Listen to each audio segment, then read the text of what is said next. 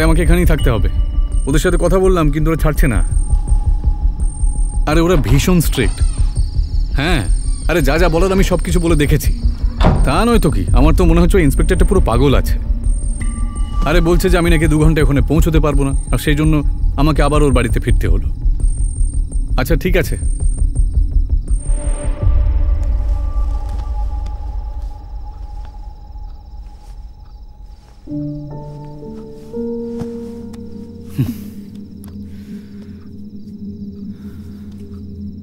সঞ্জয়, সঞ্জয় তুমি প্লিজ এখান থেকে যাও। আরে ওরা যেতে দিলে আমি অবশ্যই চলে যাব। এমনিতে এটা শহরের বর্ডার, সেই জন্যই ওরা এখানে দাঁড়িয়ে রয়েছে। আরে ইন্সপেক্টর অনেক বড় বড় কথা বলছিল। আরে আমি এখান থেকে যাবার চেষ্টা করলে ও আমাকে আবার ধরে নিয়ে এখানে ঢুকিয়ে দেবে। সঞ্জয়, ওরা এদিক ওদিক গেলে তখন তুমি চলে যেও, চেষ্টা তো করো। কিন্তু আমি এখন এটা করতে পারি না, আমার কাছে সময়ও নেই। উফ, ওই কি বিপদ এটা।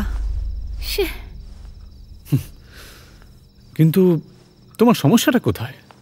2 সপ্তাহ পর আমাদের বিয়ে হতে চলেছে। সঞ্জয়, আমরা কি লকডাউনের পরিস্থিতির ব্যাপারে জানি?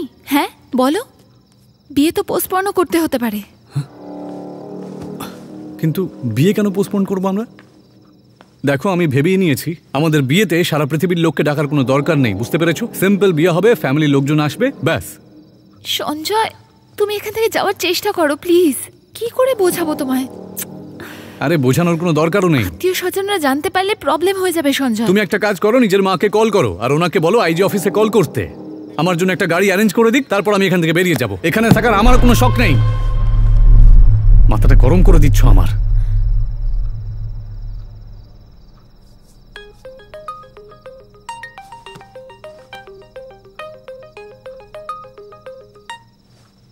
তোকে বলেছিলাম না আমাকে বিরক্ত করবি না, তাহলে ফোন করছিস কেন? তাহলে কি তোমরা দুজনেই ওখানে আছো? আমি টেনশন নিয়ে ঘুমোতে পারছি না, আর ওখানে তুমি। আরে তোর এত কিসের চিন্তা?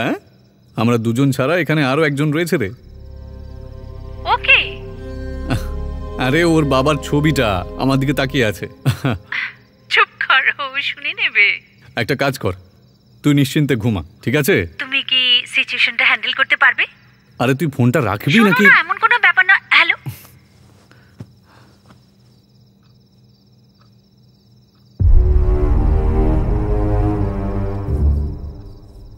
তুমি বিনা কারণে কারোর উপরে রাগ কি করে দেখাতে পারো, তাও আবার কোনো মেয়ের ওপর? সত্যি বলতে আমি যখন রেগে যাই তখন ছেলে মেয়ে আমি কিছু বুঝতে পারি না। আমি যা বলবো সামনের জনকে সেটা সহ্য করতেই হবে। প্রত্যেকটা মেয়ে এই সব সহ্য করতে পারে না সঞ্জয়। রিভা আমার ছোটবেলার বন্ধু আশা। ও খুব ভালো করে জানে যে আমি মানুষটা আসলে কেমন। তোমরা একে অপরকে বুঝতে পারো, তাই না? হ্যাঁ। তাহলে তার মানে কি বলতে চাইছো?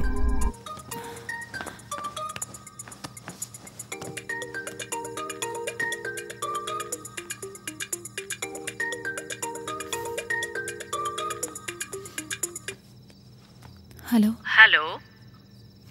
আজ রাতে কি তুমি অ্যাডজাস্ট করে নেবে? আমি কাল বাড়িতে আসতে পারবো পুলিশ ভ্যানে। ঠিক আছে। ওখানে কোনো প্রবলেম নেই তো? না। কে কে ও কি সঞ্জয়? ওর বাবা আমাকে বলেছিল, উনি বলেছেন তো আমি ভাবলাম ও হয়তো বেরিয়ে গেছে। আমি যে কোনো ভাবে ওকে যাওয়ার কথা বলছি। তুমি আমাকে এটা বলছো, যেটাই তুমি বলছো সব মিথ্যে বলছো। মা প্লিজ প্লিজ কিছু করো যাতে ও চলে যায়। এখন আজ আর কিছু হবে না, আমাকে চেক করতে দাও। তুমি ঠিকভাবে থাকবে। হ্যাঁ। তুমি বুঝলে তো? ও কি কাছেই আছে? কিছু শুনে না নেয়। ঠিক আছে। তুমি জানো তো এখন লকডাউন, আমরা জানি না যে বিয়েটা কবে করা যাবে। ভগবান জানে ও ইচ্ছে না বদলে দেয়। তুমি বুঝতে পারছো তো আমি কি বলছি? এই ব্যাপারটা খেয়াল রেখো। কি বুঝলে তুমি? আমি বুঝতে পেরেছি মা। ওকে ফোন দাও। ঠিক আছে।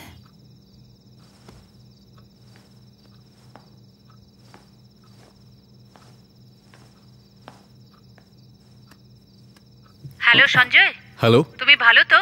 হ্যাঁ আমি ঠিক আছি। আমি কাল তোমার জন্য গাড়ি অ্যারেঞ্জ করে দেব, ডোন্ট ওয়ারি। ঠিক আছে। ঠিক আছে, সামলে যেও। ওকে? হ্যাঁ হ্যাঁ ওকে। তুমি সত্যিই খুব ভীতু। তোমার ঠিক ওই সময় কাশি পেয়ে গেল। হ্যাঁ, আরে আমি কি করব, কাশি পেয়ে গেল, এখন এর জন্য পারমিশন নিতে হবে? আরে সব কথা এত ইমোশনাল হয়ে পড়ো কেন?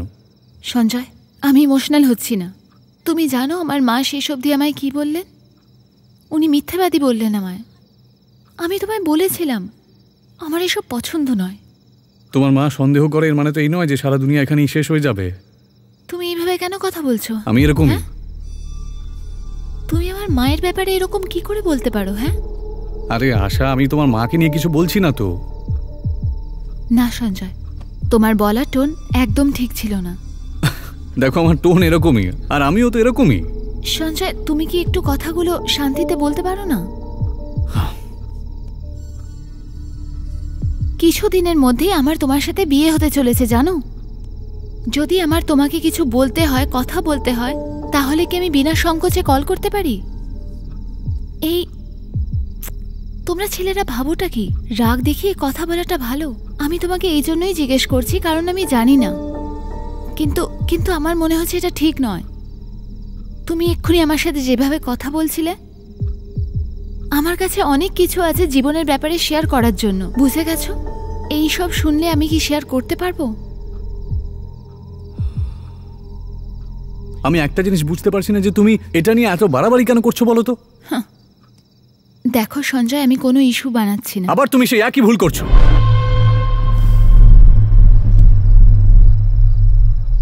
তুমি যেইভাবে নিজের টেম্পার লুজ করছো, আমি সেই ব্যাপারেই কথা বলছি সঞ্জয়। যে মেয়েটাকে তুমি ছোটবেলা থেকে চেনো তার সাথে তুমি এইভাবে কথা বলছো, তাহলে তুমি আমার সাথে কিভাবে কথা বলবে? রিভার সাথে আমি ছোটবেলা থেকে এইভাবেই কথা বলি। ও আমার ছোটবেলার বন্ধু, আর ও আমার সাথে এইভাবেই কথা বলে। সঞ্জয়, আমি হলাম সেই যে ওর থেকেও বেশি তোমার সাথে ক্লোজ হতে চলেছি। আর এই সোসাইটিতে তোমাকে এই বিয়েটাই সবচেয়ে বেশি গুরুত্ব দিতে হবে, বুঝলে সঞ্জয়? না হলে পরে বলবে হাজব্যান্ড ওয়াইফের মাঝখানে এইসব হয়েই থাকে। এটা আর এমন কি বড় ব্যাপার? মাই ডিয়ার আশা, ওরা আমাকে যেতে দিলে আমি এখান থেকে চলে যাবই, বুঝতে পেরেছো?